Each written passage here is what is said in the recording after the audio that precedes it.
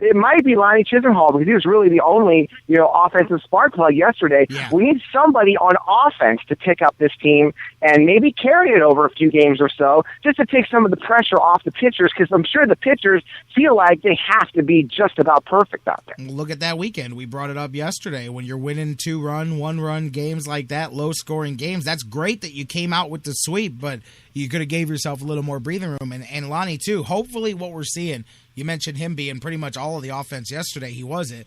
2 of 4, hit a home run, 3 runs driven in there. You need him to warm up. He's got to be a piece of this going through here. Before yesterday's game, though, I think you look at patterns, and you don't just look at things in a couple of days series. And, yeah, I think yesterday was an outlier with the way the Angels went to town because, as we've talked about, in the second half of the season, we're not talking about a week or a month. In 440 innings, the Indians have given up only 138 runs, a 2.8 ERA, third best in all of Major League Baseball in the second half of the season. That's not an upward trend. That has now become a bona fide the way it goes. And I see Bruce in the chat room, if you want to look even more at the starters, in the last 30 games, the starters' ERA is under 2. So, that has now become a trend. You got to get a little bit of offense to back that thing up here, but other than that, I'm with you. Looking at this weekend, looking at this week, the way things go,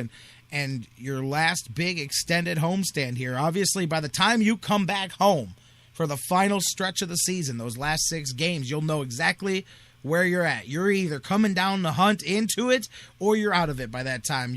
So you got to finish strong here with Minnesota, Detroit, Houston, Minnesota on the road, big long road trip where your season comes down to it. It'd be a hell of a way to send yourself off, sweeping the Twins here and really just warming that thing up as you head to Detroit.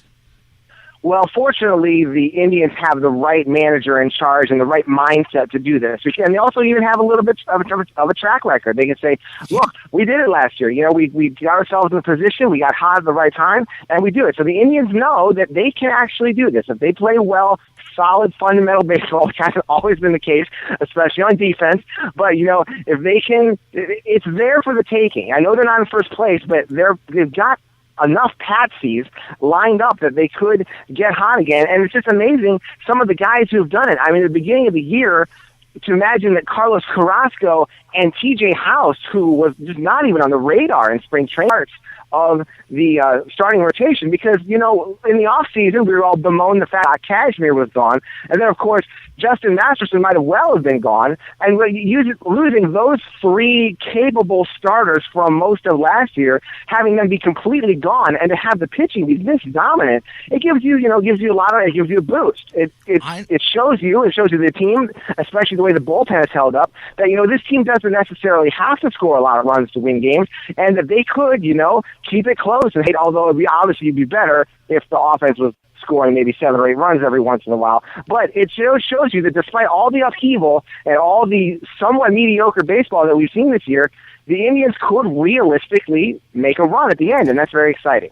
I'll tell you what it is, but looking back at this season, I saw an interesting statistic yesterday. The Indians are, without Nick Swisher, I believe it's 16 games over 500 in games that he didn't play. I truly believe that the second half of this season showed that, obviously, look, you're long, but no team, especially a Moneyball type team with such a small team like that, can have 3 or 4 black holes on your everyday team like the Indians did. Whether you're talking about Masterson and Asdrubal or Swisher or various other guys who filled that for a few weeks, but those 3 specifically, I think if round of the season, it's not the schedule, it's not just the pitching. Part of it there is every 4th day, you're not flipping a coin as to whether we're going to give up 5 or 10 runs because we don't know what 8 batters. You're not giving up an automatic out when Nick Swisher comes up and when Asdrubal comes up. And look at the ability to sustain innings and get runs across. You can't do it when you're moving guys around and every 4th spot in the lineup, you've got a black hole. You hit Swisher, and then 3 batters later, here comes Cabrera, and you've got 2 or 3 pieces of dead wood holding you down. That's not to blame those guys, but look at the difference. They were replaced with young guys who are simply playing okay. Walters, right. Ramirez is playing well, but none of these guys are Babe Ruth as much as we joke about Walters. They're all just guys contributing their pieces to the team. Basically, all you did was just plugged 3 holes with some silly putty. You didn't make any massive overhauls. I think that shows how much how thin that margin of error is for a team like the Indians, that you just couldn't have it, because I used the term addition by subtraction. But just since those 3 changes alone were made, look at the difference in this team. I think this is the team the Indians should have been all season long, is the team that we've seen in the second half.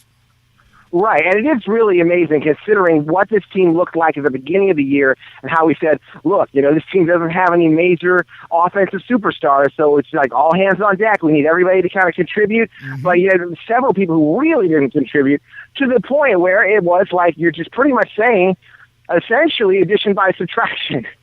And yet, after all that, after struggling through this whole first half with those guys hanging around, we're still in a position 3 weeks from the end of the season where we could really actually go to the playoffs. And that's really amazing. It says a lot for the manager. It says a lot for the depth of the team. And also really did say a lot for the general manager pulling the trigger and saying, we've got to get these guys out, and not hoping that they would put it together in the last 2 months. That would not have worked. And Terry Francona talked about that, like with Masterson. He said, I'm not trying to pile on him, but we were reaching the point where if we wanted to stay a contender, we would have had to insult him by asking him to go into the bullpen, and you don't want to do that to a guy that's been here and that's given us his all, so we traded him out. But we knew that we had to get that spot in the rotation shored up. We could not every 4th day be dealing with a blow-up in the rotation. He made that point. The same thing about Asdrubal. He said not anything against the guy, but we reached the point where we had to make these moves because they realized, like we just said, it wasn't what's the replacement going to bring. It's just simply getting the blank spots out. Like I said, you've only got 9 batters in a baseball lineup. Not like any of you guys need me to teach you baseball, but you've only got 9 slots out there, So if you've got 2 blank holes in the middle of that thing, how can you get any momentum going in a traditional inning? Because every time you churn 3 batters around, you're reaching another spot where it's going to kill a potential rally, or where you can't get the guy over from second, or you hit into the double play after a promising start to the inning, or you strike out 837 times like Nick Swisher did. But regardless, how do you get any momentum going? It's just like if you're driving your car. If you hit a stoplight every 50 feet, how do you get any momentum going? You don't. You keep starting and stopping. And I think that's the biggest difference, is that the Indians have been able to continue playing. Ramirez, Bruce, great point in the chat room. With the improved defense, that's chipped down on the ERA. That's helped the pitchers, because Indians have ground ball pitchers who had guys couldn't field the ground balls. That's going to hurt you in the long run as well. So all of those things add into the difference. But I think that it was mostly addition by subtraction. Yeah, and it's really kind of funny the way the trading deadline comes.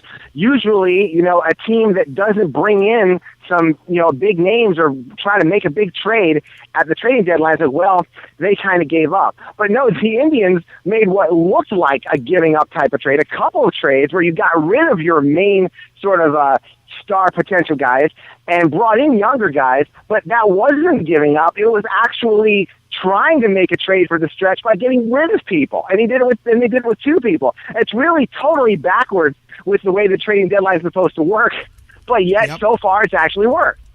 Absolutely. Jeff Gorman, Indians101.com, joining us here. We're talking the Tribe as we look ahead. They start this series with the Twins here tonight, and we're looking at how they got here and what's left, man. And as I said, I think this is big. I think, too, because you're heading into Detroit on the road, you want to come out of this little series here as red hot as you can be, because you need that coming in. Plus, you got to have a little chip on your shoulder. Detroit, yeah, you were just a couple of pitches away from that series going the other way, but it didn't. They came to your home, and they kind of kicked a little dirt on you there, the way that series went down. Now you've got to go to Detroit. No better way to do that than coming off of a sweep. And then, you're going to have the LA game in the middle, but you're now coming off of back-to-back sweeps of division teams. That's how you want to go hot knife through butter. That's how you want to show up in Detroit, coming off of a sweep here in Minnesota.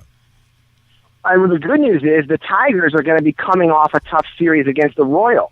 Yep. Where they're going to be in like a playoff-type atmosphere every night, and then they turn around and bam, here we come. Hopefully we'll be more of a fresh team, and we'll be able to go into that sort of playoff-type mode, whereas they will have already been in that grind the last few days, and then hopefully we can jump on them some more. And it's interesting how the Indians are trying to drum up some fan support, trying to encourage some fans to actually go to Detroit and make the trip there. They're actually setting up a scavenger hunt for Indians fans in Detroit. Why not? I say, hey, other teams do that all the time, man. You see those groups of a couple thousand New York fans or Detroit fans or Chicago fans that come here to Cleveland. Hell, I say do it too, man. I mean, it was a 2.5 hour drive over there, man. That's nothing. I would be with that too. It would turn the tide, although I hedge my bets there by saying if we have a hard time getting 15,000 of them here to downtown, I'm not exactly sure how many of them we're going to get to drive to Detroit. But all kudos for the effort nonetheless. That's right. Every little bit counts. And one person who we totally haven't mentioned is a guy that we got from the Angels in a trade, a guy named J.B. Shuck. I just read an article on the L.A. Times about him just being traded away from the Angels. He was really, stuck behind a couple of good outfielders out there, of course, Hamilton being one of them. But, he grew up a huge Indians fan. He says, this is my dream to play for the Indians. So maybe he'll come up with some great heroics for us in these last 3 weeks. That would be great. Absolutely. Let's. I keep talking about the Giambino, man. I'm just saying. Did anybody notice yesterday? He's swinging that bat. He still can hit the ball. He still can hit the ball, man. What times? Had a hit, had a walk. 2 out of 3 ain't bad. That's all I'm saying, man. Kill me when he hears this because him and I fight over Giambi. I'm telling you, you guys are laughing at me now. There's one more act left to be played in his play, his musical. It ends here in Cleveland, and it wasn't last year. He's got one more stanza to play in his orchestra. Well, if Giambi comes up with a great hit to give the Indians a big win, Terry Francona is just going to sit back and say, yes, I'm a genius. Everybody said I was crazy for keeping him hanging around on the DL all year, but this is what it's for. End of the season, he's going to just hobble up there and get that big hit, and then the curtain can come down.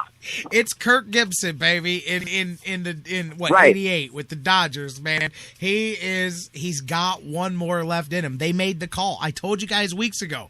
I said the call's been made. They called the big man and said, hey, how you feeling? I just got my feet up with Holmgren, drinking one of these umbrella drinks. Well, kick it to the side. We want you to go start stretching out. It's time to bring it home. Giambi called his wife and said, they're ready for me. It's time to go back to work. Boom, he put on the Batman uniform, jumped in the Batmobile, went down to Akron, swung that bat a little bit, reported back to the Batcave and said, Tito, I'm ready. Put me in, coach. Bam. Just keep in mind, J-Rock told you, the Giambino is coming. I'm having some fun with it, but I'm not at the same time. I'm telling you, I've got this sixth sense, you guys. If you don't want to believe me, that's fine. But last Friday, when they activated David Murphy, I swear on my son, I turned. He's going to win a game this weekend. I just got this weird vision. I'm telling you. I said he's going to win a game this weekend. He did it that night. I watched the game, and I said, you have got to be kidding me. Like, I was half serious. I thought he's going to improve the offense. He did it that night. I said, man, this Team of Destiny thing is not just a funny thing that we talk about on the air. I'm telling you, the struggle is real. The Team of Destiny is real too. Just keep that in mind, guys. As they and meanwhile, I'm talking about this on the day after they lost 12-3. I don't care. When Destiny tells you it's going down, you can let 12-3 roll off like water off a duck's back, man. That's a great thing about baseball. There's a one game can be forgotten, and yesterday's game was the perfect game to forget. And see, you and I just have identified a couple more guys who could be unlikely heroes down the stretch. Who knows? Maybe we'll both be right. Well, we'll see, man. We will see. It's tonight, Minnesota. We've got a big series here. Let's see what the Tribe can do. As you said, pitching matchups, for what they're worth, work out favorably for the Indians. But that is, like I said, it is for what it's worth, because